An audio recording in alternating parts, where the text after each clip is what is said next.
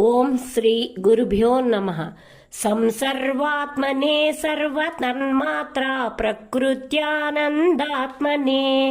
శ్రీ గురుదేవాయ నమః. సర్వాత్మకాన్ సర్వోపచారాన్ సమర్పయామి.